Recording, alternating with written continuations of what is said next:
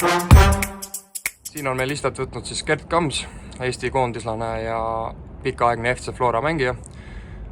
Koondise eest 60 mängu, 3 väravat, Flora eest mänge rohkem, väravaid rohkem, 5-kordne Eesti meister, käinud ära ka korra välismaal, Soome Seinäjokis, kus sa veetsid 2 edukat aastat.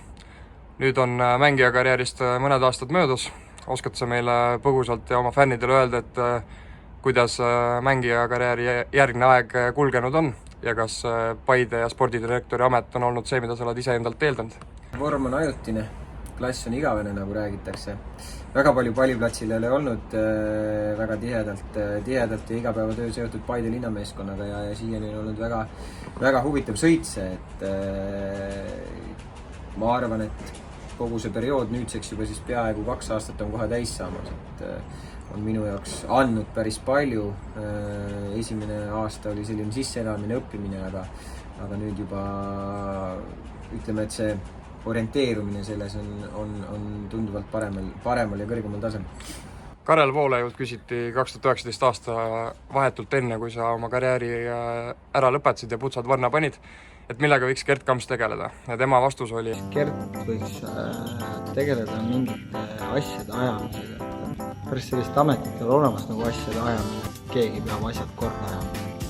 Kas see spordidirektori amet, mida sa täna pead Paides, kas see annab sulle piisavalt asja ajamist ja kui me räägime staadioniga seonduvast, kas sa suudad nii-öelda asjad ajada niimoodi, et me saame aastaks 2024 Paidesse staadioni?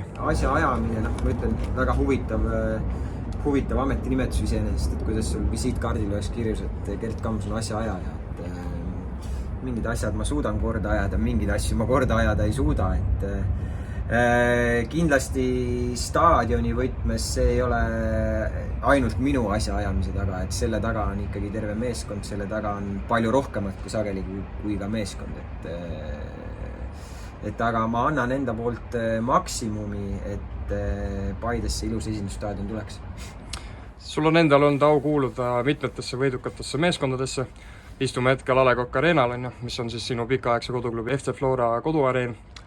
Kas ja kui palju annab korralik koduareen mängule ja tiimile juurde? Et mis on meil kui Paidel võimalik sellest uuest staadionist aastal 2024 ja sellest edasi saada juurde?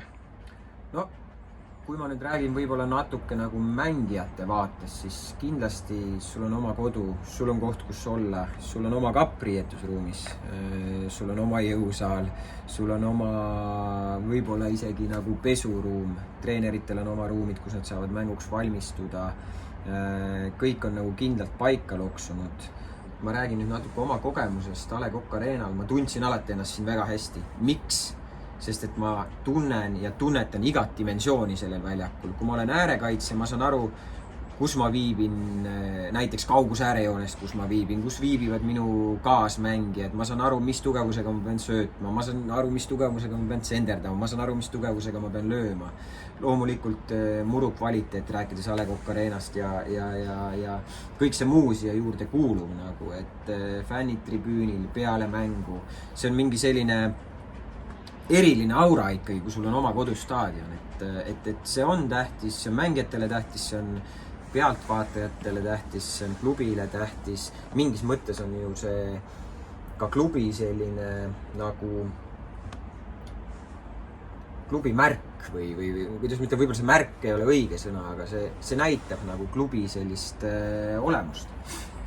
Palju on küsitud inimeste ja asjaosaliste poolt ka, et kas ja kui suur tõenäosus selleks on, et reaalselt esindus peale staadioni valmimist Paides hakkab nii-öelda trenni igapäevaselt tegema? No ma arvan, et eks seda teemat on ju käsitletud ka siin varem. Ma arvan, et seda suuresti näitab aeg. Tänasel hetkel meil Tallinnast Paidesse sõita tegelikult igapäevaselt ei ole ju enam nii suur probleem. Meil on 4-realine maantee, suures pildis tunni ajaga oled kohal, eks, et kui vaadata suuri jalgpalliriike, siis sageli mängijad sõidavadki tund aega trenni ja tund aega trennist tagasi, sest linnad on lihtsalt nii suured, treeningkompleks on lihtsalt sellises kohas, kus sul kulubki aega, et trenni sõita ja sealt tagasi sõita, et kui sa küsid, milline see Paide staadion olla võiks, siis ma arvan, et see võiks olla nagu Anfield. Sa oled kindlasti jõudnud ise tutvuda juba ka erinevate nende eskiiside ja kavanditega, mis puudutavad jalgpallistaadionit ja seda nii-öelda meile juba kinnitatud on seda fakti, et see hall ka tuleb. Et mis tunded need sinus kui Järvamaa jalgpallilegendis tegelikult tekitavad? No ütleme nii, et kuna ma olen enda karjääri jooksul mänginud staadionitel Amblast Särevereni, siis ilmselt sellise esindusliku staadioni ütleme valmimine või tulek Järvamaale või ka jalgpallihalli tulek, see ikkagi muudaks nagu väga palju, on ju, et me võime rääkida tänasel hetkel noortetööst, mida me üle Järvamaa teeme, eriti nagu ütleme kitsaskohad on talvel, kus sa pead väikestes ütleme koolivõimlates treeninguid läbi viima. Loomulikult me oleme sellega siiani hakkama saanud, on ju, aga rääkides hallist, siis kõigepealt ka see on nagu suur abi, treeningtingimused talvel, eriti just mingist vanusest saadik, U17 sai treeni enam väljas või ütleme väikses, ütleme koolivõimlas on ju, sul on vaja ikkagi tervet suurt väljakut, kus on head tingimused ja ma arvan, et selle halliga kindlasti nagu see pool paraneb. Rääkides võib-olla esindusstaadionis, siis see on justkui selline, see ongi nagu esindusstaadion, nagu selle nimi on, eks, et kindlasti paraneb, ma arvan, pealtvaatajatele see olukord Paides, kus nad saavad tulla, istuda staadionile, nad on vihma, lume, rahe, kõige eest kaitstud, eks, ja Paide kui klubi on, ma arvan, jõudnud ka enda arengus sinnamaale, et esindusstaadioni on vaja, sest et klubi mängib juba medalitele Eesti Premium-liigas, klubi on 2 korda mänginud Euroopa erinevates sarjades, et loomulikult tahaks ju neid mänge Paides ja kodus pidada ja Järvamaa inimestele seda rõõmu valmistada igapäevaselt. Kuivõrd suur arenguline ja tulemustepõhine hüpe meid kui Paide linna meeskonna võiks oodata peale nii staadioni kui ka halli valmimist? Halli mõttes ma arvan, et kindlasti, nagu ma mainisin, et see noortetöö kvaliteet, et see on oluline ja see kindlasti paraneb ja läbi noortetöö ju lõpuks mängijad jõuavad esindusmeeskonda, eks.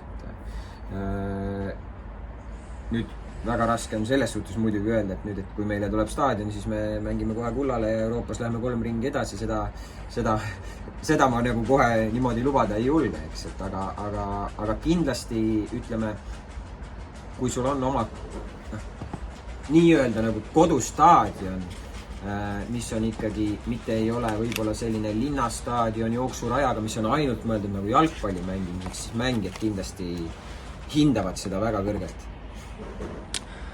Nüüd veidi staadioni väliselt ka juttu, et räägime sinust ja sinu koondise karjäärist sekundiks ka. Et fakt on see, et sa suutsid lüüa koondise vältel 3 väravat. Ma kohe räägin sulle ette ära, täpsemalt tuletan meelde, millal see kõik juhtus ja kelle vastu juhtus. Esimene värav El Salvadori vastu, 0-2 võit ja väravalööjateks Klaavan ja Kams. Sinu karjääri koondise teine värav versus Oman.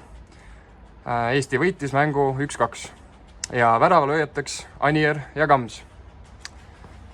Kolmas värav versus Soome 2019 aasta, kui ma ei eksi.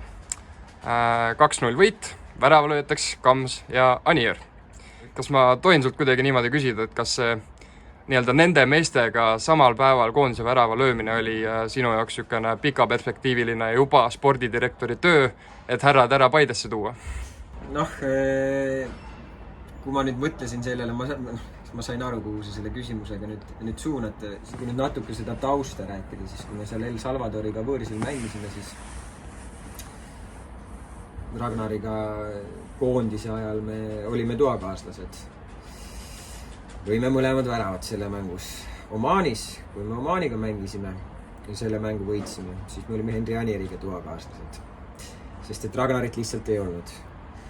Kui me Soomega mängisime, see oli Dohas, Ragnarit koondises ei olnud, me olime Henri Anieriga toakaaslased. Et seal ongi nüüd nagu küsimärk, et mingi hetk ma nagu ütlesin ka, et Henri, et võib-olla ma pean nagu Rakuga rääkima, et kui ma Henriga nagu toas on, siis me mõlemad lööme väravaid, et see tuleb nagu koondisele kasuks. Et aga ei, seal ei olnud, seda mõtet see hetk veel ei olnud, see hetk me nautisime kõik seda jalgpalli mängimist ja tegelikult see on niisugune huvitav nagu mingis mõttes nagu kokkusattumus, et Henriga, kui me toas olime, siis me mõlemad väravad lõime ja Ragnariga samuti. aitäh sulle, Gert, oled kogu Järvamaa ja kogu Eestimaa oma jalgpallurikarjääriga uhkeks teinud ja tänu faktile, et ajad Paide jaoks jalgpallilist asja edasi, siis kindlasti näeme ja kuuleme veel sinust väga palju. Aitäh! aitäh!